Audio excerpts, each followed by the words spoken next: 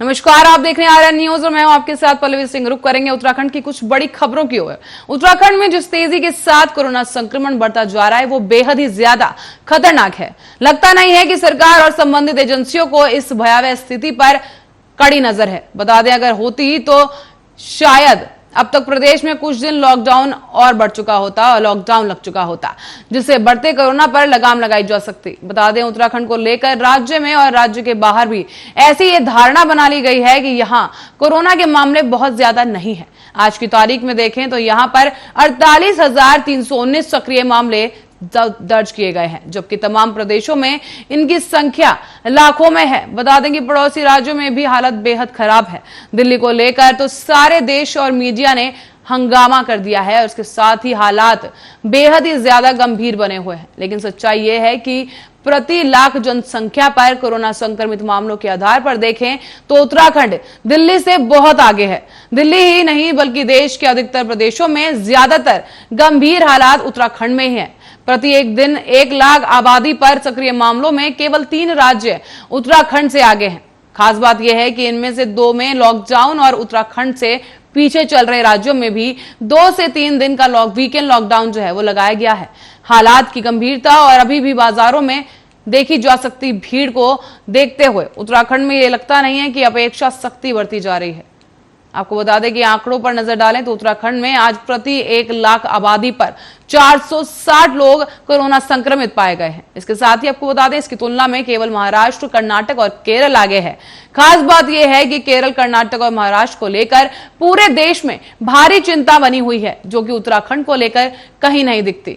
उत्तराखंड से बहुत पीछे चल रहे हरियाणा, जहां पर प्रति 1 लाख पर 323 मामले दर्ज किए गए हैं, वहां पर भी वीकेंड लॉकडाउन लगा हुआ है। तो बात दिल्ली की करें तो दिल्ली में 324 मामले प्रति लाख देखे गए हैं। इसको देखते हुए अरविंद केजरीवाल बहुत पहले ही लॉकडाउन की घोषणा कर चुके हैं। अधिकांश अन्य प्रदेशों में भी यह आंकड़ा 200 प्रति लाख से नीचे ही है, जबकि पूरे देश में प्रति लाख आबादी पर 233 सक्रिय मामले हैं। ऐसे में यह बहुत साफ है कि कुछ दिन के लॉकडाउन बगैर उत्तराखंड में स्थिति नियंत्रण में आती नजर नहीं आ रही है। इसके साथ ही आपको बता दें, कोरोना के मामले उत्तराखंड देश के 4थे नंबर पर सामने आ गया है।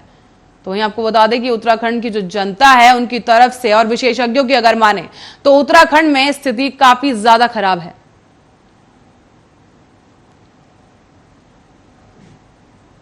बता दें कि उत्तराखंड में जिस तरीके से हालात बने हुए हैं, विशेषज्ञों का यह कहना है कि उत्तराखंड में हालात ज्यादा खराब हैं।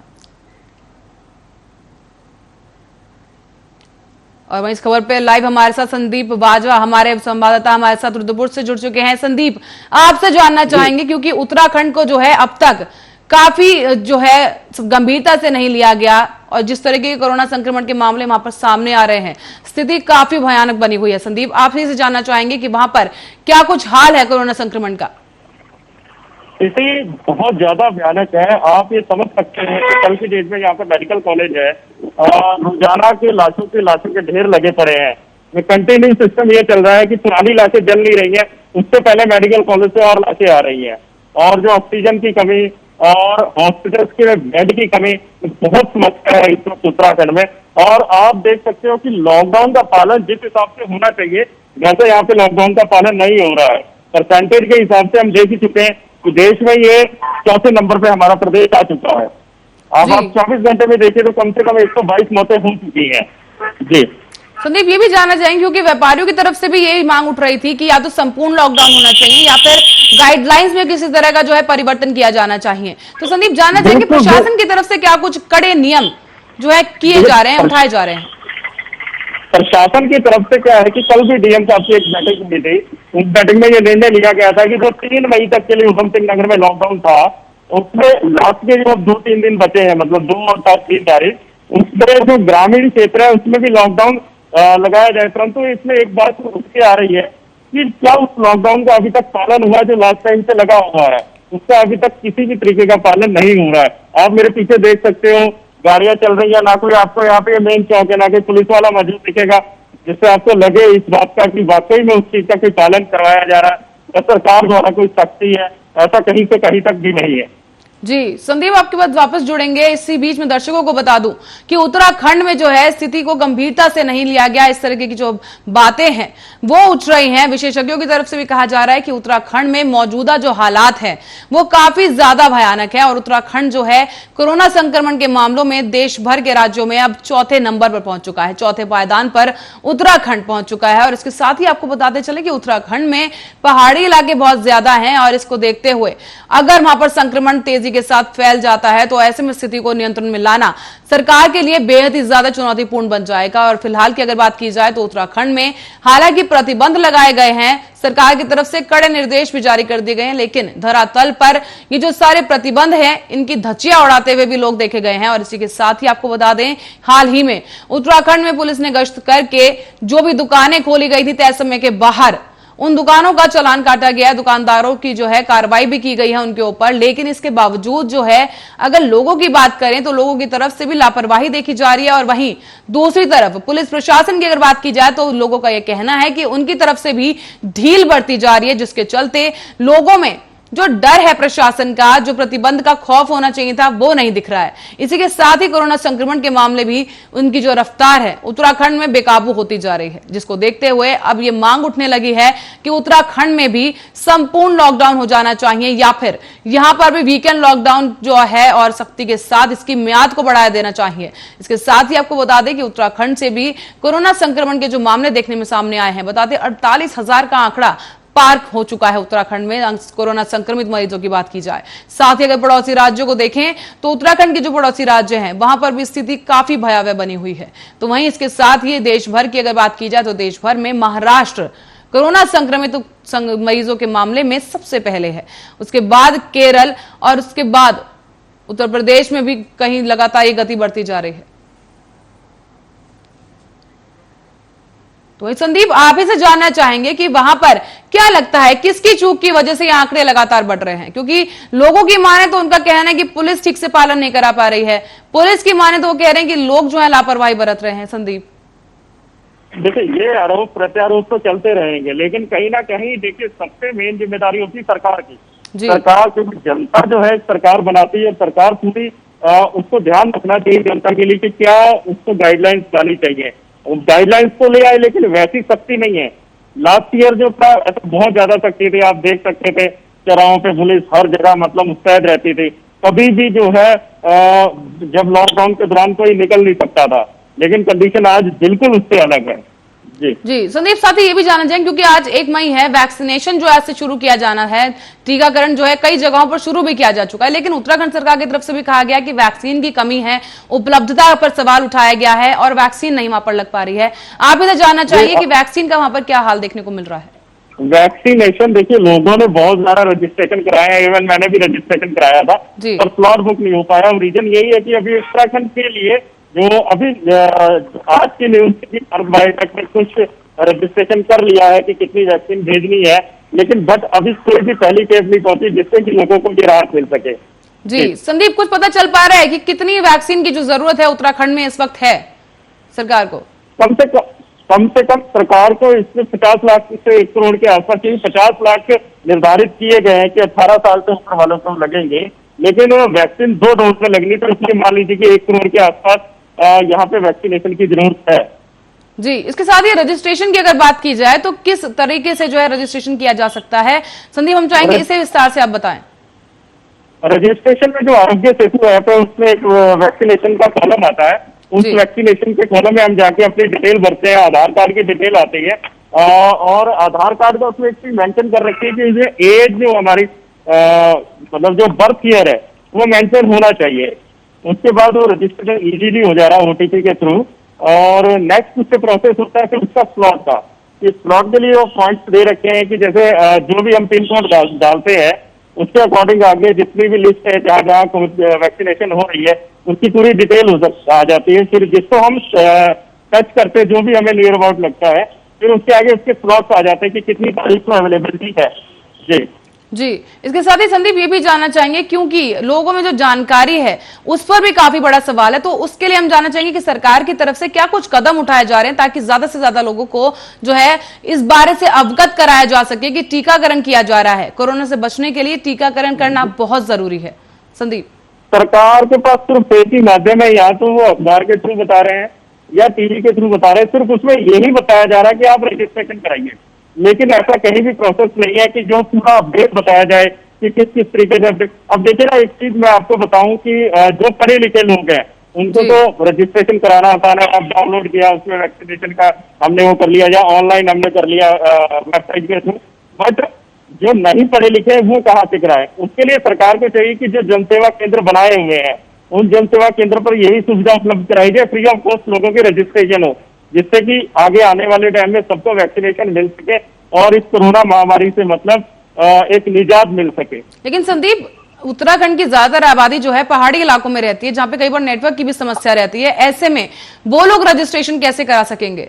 या फिर फोन के अलावा भी, एप्लीकेशंस के अलावा भी कोई और तरीका है कि आप रजिस्ट्रेशन करा सकते हैं? एक हेल्पलाइन नंबर भी है, लेकिन मैंने उस पर कॉल करके देखा नहीं था कि शायद उससे भी होता हो। बट अभी ऐसा कोई सुनने में नहीं आया कि जिससे हम कॉल करके करवा सकते हैं। देखिए, दूर दराज के जो क्षेत्र हैं उसके लिए तो शासन प्रशासन को खुद ही वो करना पड़ेगा। देखिए, पहाड़ों की आबादी बहुत कम होती है, अगर मान लो निकल जाए छोटा सा गाँव उनका 8-10 घर होते हैं उसमें, इतना तो ये अगर सरकार चाहे कि जैसे पटवारी हो गए या कुछ भी हो गए, इनके थ्रू वहां पे वैक्सीनेशन का रजिस्ट्रेशन कराया जा सकता है। और ये बहुत जरूरी चीज है जो गवर्नमेंट को करना चाहिए। आज देश कहीं ना कहीं इस चीज को ज्यादा फील कर रहा है कि जब वैक्सीनेशन की जरूरत देशवासियों को थी तो कहीं ना कहीं बाहर दूसरी जगह दूसरे देशों में चली गई। आज वो नहीं, अगर वैक्सीनेशन यहाँ होती तो ऐसी कंडीशन शायद नहीं होती। जी संदीप, इसी के साथ ये भी पूछना चाहूंगी कि इससे पहले भी 2 चरण जो है टीकाकरण के किए जा चुके हैं और चल रहे हैं देश भर में, तो उत्तराखंड में उसकी क्या रफ्तार है? क्या बुजुर्गों को वैक्सीनेशन लग पाई है? सभी को जो भी लक्ष्य रखा गया था सरकार की तरफ से पूरा कर लिया गया है? काफी हद तक लगभग लग चुकी है वैक्सीनेशन और लोग लगवा भी रहे हैं। ऐसा नहीं है, जगह जगह कैंप भी लग रहे हैं तो उससे लोग लगवा भी रहे हैं। बट जैसी रफ्तार लोगों को ना कहीं अभी जागरूकता भी नहीं है इस वैक्सीनेशन के बारे में। लोग पता नहीं क्यों, कहीं से अगर बात की, मैंने जनरल बात करी थी तो लोग ये कहते हैं कि नहीं इसके साइड इफेक्ट बहुत है और ये है वो। गवर्नमेंट को थोड़ा सा इसको भी ब्रीफ करना बहुत जरूरी है ताकि आम बंदा जरूर लगवाए वैक्सीन। लेकिन संदीप, साथ ही डॉक्टर्स की तरफ से भी लगातार ये जो है अपील जो जनता है उनसे की जा रही है कि अफवाहों पर ध्यान ना दें, वैक्सीन जरूर लगवाएं, क्योंकि इस वक्त वैक्सीन लगवाना बेहद ही ज्यादा जरूरी है कोरोना के इस काल में, ताकि बचा जा सके इस संक्रमण से। तो जानना चाहेंगे कि लोगों पर कितना असर हो पा रहा है इस बात को लेकर? बेसिकली वही बात आ रही है घूम घूम के कि लोग जागरूकता नहीं दिखा रहे हैं। अब कुछ कम्युनिटीज ऐसी है जिसमें ऐसा हालात आ रहे हैं कि जिसको धार्मिक तौर पर भी कई लोग इसको गलत मान रहे हैं। बट ऐसा नहीं है, कहीं ना कहीं लोगों को सोचना चाहिए कि इस वक्त सब चीजों से ऊपर उठकर जीवन है अपना और उसके लिए क्या किया जाए। ताकि देखिए, एक जाने को मान लीजिए कि किसी के घर में किसी की इम्यूनिटी स्ट्रांग है, लोगों को एक चीज समझनी चाहिए। अब वो बाहर से कहीं से कोरोना से संक्रमित हो गया, अगर उसकी इम्यूनिटी सही है तो वो तो सही हो जाएगा। बट अगर वो उससे वो एक बाहर घर में जाके जो कोई बुजुर्ग है उसको वो चीज हो जाती है दोबारा, तो उस कंडीशन में क्या होगा? उनकी इम्यूनिटी स्ट्रांग नहीं हुई। जी संदीप, इसी के साथ ही अब दूसरी तरफ बात करेंगे लॉकडाउन की। तो लॉकडाउन को लेकर क्या कुछ मांग या प्रतिक्रिया लोगों की देखने को मिल रही है? क्या संपूर्ण लॉकडाउन लगा देना चाहिए उत्तराखंड में? जी बिल्कुल जरूरी है, संपूर्ण लॉकडाउन बहुत जरूरी है और सरकार को इसके लिए बहुत सख्त गाइडलाइन है। सरकार को ये भी चाहिए ना, देखिए जो लोग पलायन कर रहे हैं उनके लिए राशन के कुछ ना कुछ तो मुहैया सरकार को करना चाहिए, क्योंकि सरकार की ये जिम्मेदारी भी बनती है। और लोग जो व्यापारी लोग हैं वो भी ये कह रहे हैं कि या तो बिल्कुल लॉकडाउन किया जाए या इसको प्रॉपर खोला जाए, क्योंकि इस कंडीशन में कोई भी नहीं बन पा रहा है कि लॉकडाउन का पालन हो पाए या कुछ हो जाए। आप मेरे पीछे देख सकते हैं, कोई आप देख सकते हैं कोई लॉकडाउन आपको मेरे हिसाब से नहीं लग रहा होगा। यहाँ पे ऐसा कहीं से कहीं तक नहीं है। साथ ही संदीप, ये भी जानना चाहेंगे कि जो कोरोना के जो प्रोटोकॉल्स हैं, जो गाइडलाइंस हैं, क्या उनका पालन हो पा रहा है सही से?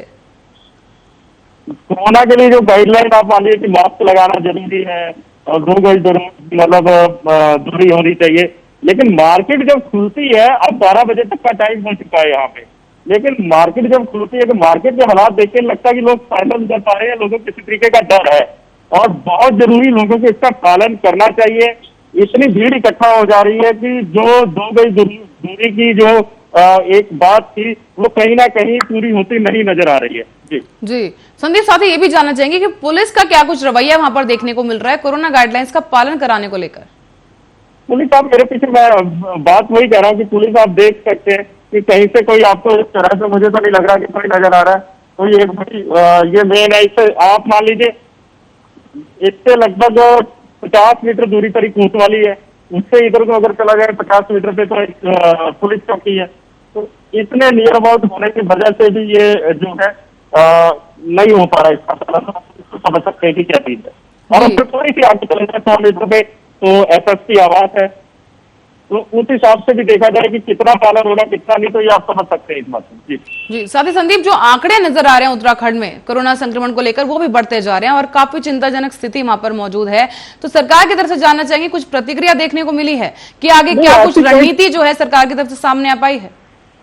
देखिए, जिस हिसाब से कोरोना संक्रमण बढ़ रहा है उत्तराखंड में और जिस हिसाब से स्ट्रॉन्ग एक्शन लेने चाहिए सरकार को, कहीं ना कहीं वहां पे सरकार की सटी साबित हो रही है कि एक कंटिन्यू किस हिसाब से लिए जाए या कंटिन्यू फैसले लिए जाए जिससे ये सब चीजें हो पाए, उससे कहीं ना कहीं पीछे हटते स्ट्रॉन्ग एक्शन नहीं ले पा रही है। जी जी संदीप, साथ ही ये भी जान चाहेंगे लोगों की क्या कुछ प्रतिक्रिया देखने को मिल रही है, उन्हें उनकी तरफ से क्या कुछ मांग उठाई जा रही है इस कोरोना काल को लेकर, उत्तराखंड में स्थिति को लेकर?